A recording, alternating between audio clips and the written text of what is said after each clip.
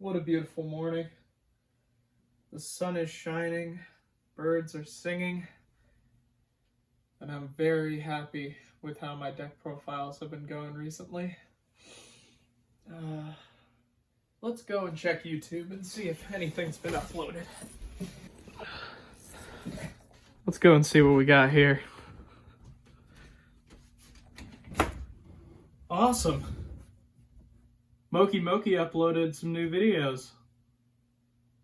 Oh, and he's got one with Chris Perovic? Okay. A few moments later. This is some spice. Blowback Dragon? Okay. You know what this deck needs? I think it needs some copies of Pettin' the Dark Clown. What's up, guys? Steve here, back again with another update for the deck I can't get rid of. Monarch Soul Control. Geez, man. I can't stop playing this deck. I can't get away from this deck. First off, it's a good thing that this deck is so fun because I've been playtesting it a lot with some buddies and online, and it's a fun deck. The problem is Moki and Chris Perovic uploaded that video like God, I think it was the day after I uploaded that video I saw it. I don't know if Moki and him maybe uploaded it a couple days earlier, but that's when I saw it and I was like, oh man, I'm very proud of this list. I think this list is really good. Maybe my ratios aren't great with the Monarchs, but you know, I feel like this list is pretty consistent. I like the spicy cards that I play. That Pettin' the Dark Clown, it's good. And then I saw this list, and I was like, well, looks like I got to make another profile. So, without further ado, let's just get into this. I want to keep this video a little bit short, just because I know that I just talked about this deck like 2 weeks ago. So, I want to kind of blow by a few things, pun intended, because we do play a little spicy card. So starting off, we play for the Monarch engine. We've cut down on the Monarchs. Like most of our Monarchs, we don't play. The Stalos is the best one, so we do play two. Really, nothing else more to say about him. He's just really, really good. And then one copy of Zaborg. We play him mainly because he's another tribute monster, and he's a light. I think he's good because he does something completely different from Thessalos, where he's getting rid of field presence instead of hand presence. So I think playing one of him is fine. It's kind of a preference thing. But yeah, that's all the Monarch monsters we play. We don't play anymore. Grenmarg was good in testing, but it didn't come up all the time. Mobius is like the number one side card for this deck to side it in. I don't really feel comfortable playing it in the main deck anymore just because there are some other cards that kind of do the same thing as Mobius. And Mobius doesn't really take advantage of that 2 pop on spell and traps as much as you would think it would.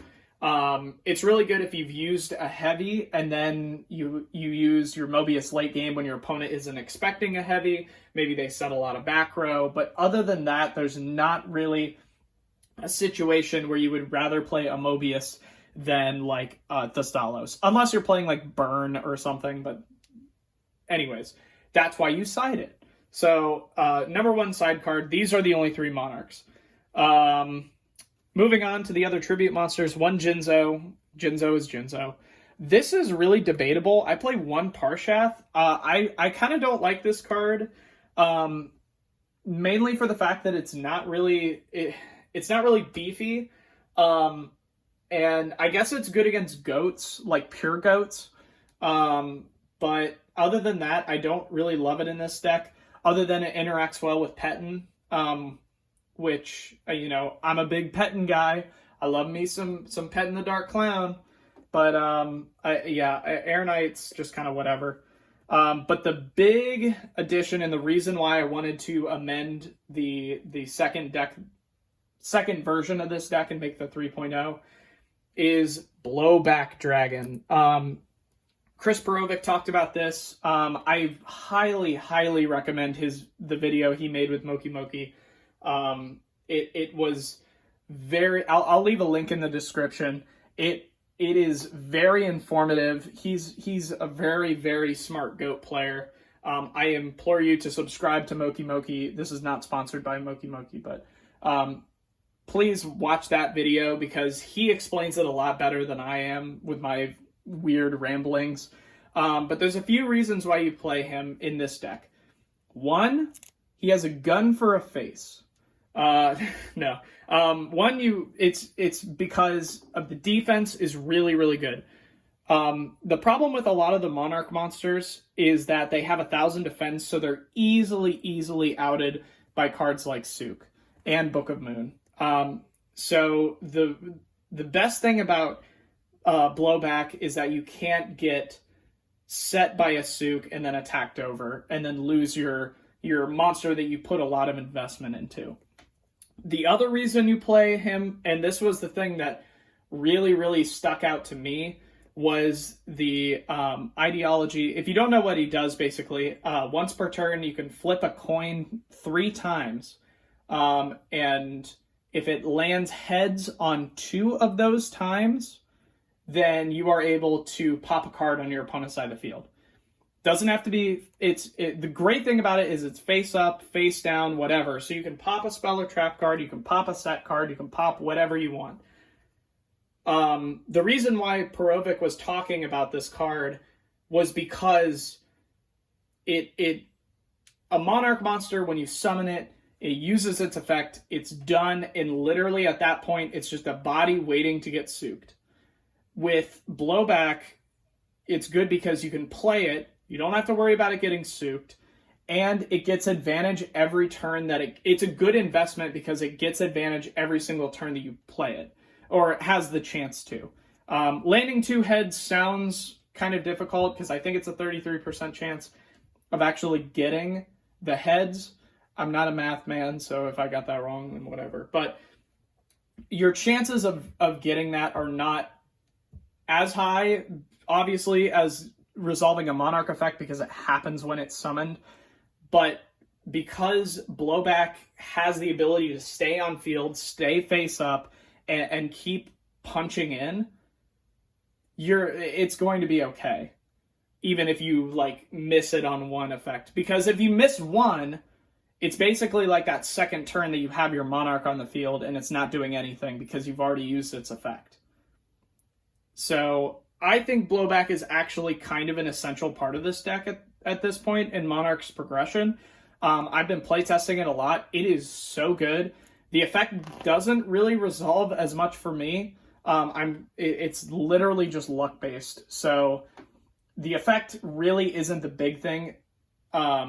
It's the fact that you can use that effect more than once. So that's why I play Blowback, and it's really good. These are all the tribute monsters I play. The Parshath, you could probably play another copy of Blowback. I just like another light. And I didn't want to play 2 Zaborg. So that's basically why I was playing Parshath. But anyways, moving on. Best card in the deck. Only gets better with Blowback. Our boy Petten, back again. Petten just goes off in this version of the deck. The main thing that ruined Petten for a lot of people is that its effect does not resolve because it's a when effect. It doesn't resolve if you tribute summon a Monarch monster and then use its effect, because Petten loses timing. What this deck benefits from is you can get its effect off if you summon literally any other tribute monster by tributing this card that isn't a Monarch. So if you tribute a Jinzo, or tribute for a Jinzo, tribute for a Parshath, your Blowbacks, it always resolves its effect.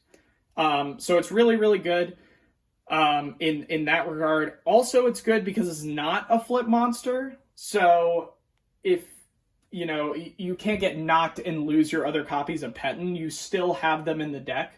Also, of course, the graceful, discard Petten off of graceful, draw, summon Petten is bananas. Still really, really good. I think it's in Perovic's list. I didn't see him playing Petten. It's been a couple days since I saw that, and I've seen a ton of deck profiles. I always watch a ton of deck profiles.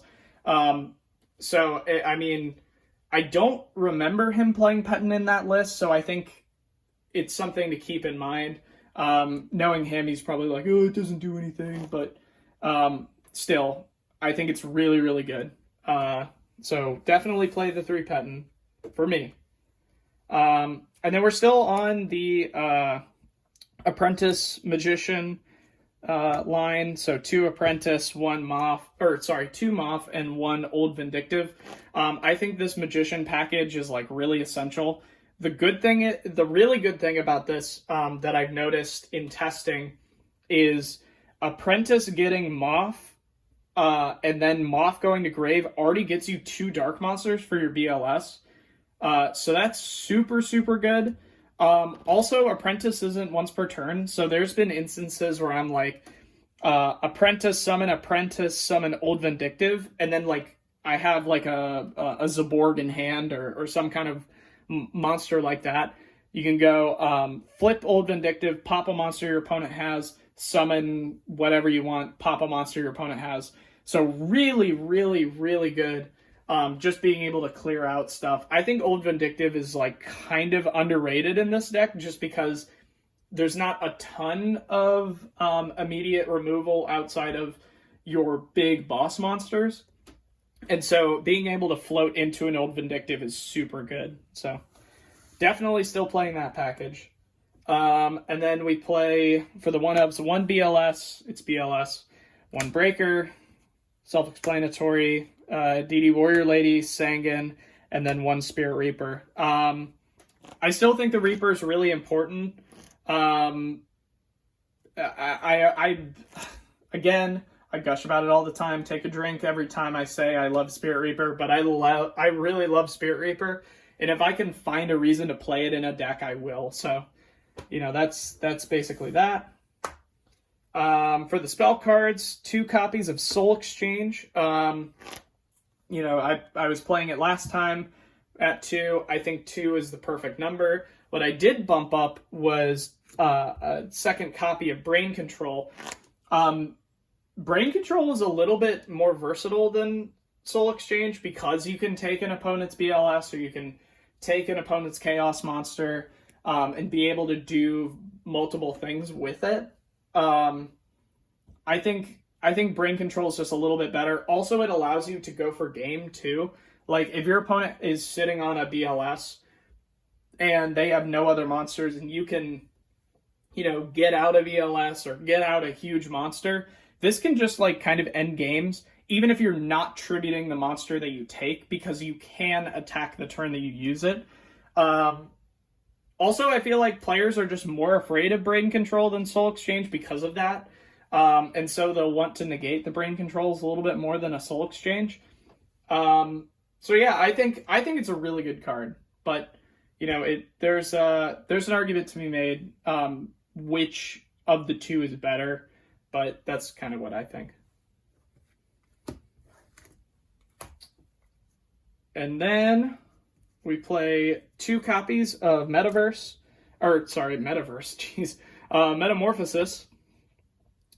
We still play it at 2 to go along with our 2 Scapegoats.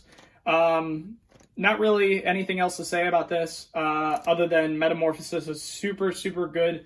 Not really for going with Scapegoats, but more so to go with your level 6 monsters. Good thing about your Blowback Dragon is that you contribute it with Metamorphosis and go into your level 6s, which are really, really good. Which I kind of want to talk a little bit more about them, but I'll get to that at the end. 2 copies of Knock. Knock is Knock. I play Knock in basically every deck. Just get used to it. Pot of Greed, Graceful, Duo, Preemie, Snatch, Heavy, and MST. Not really much else to say. Got to play them. And then the last couple of cards we play, one Mirror Force, one Ring, and one Call. In my last list, I was just playing Mirror Force and Ring of Destruction. I think Call is actually really good in this because of the fact that you don't have to use Blowback's effect when it's Tribute summoned. You can use it whenever, so I think Call is a little bit more important.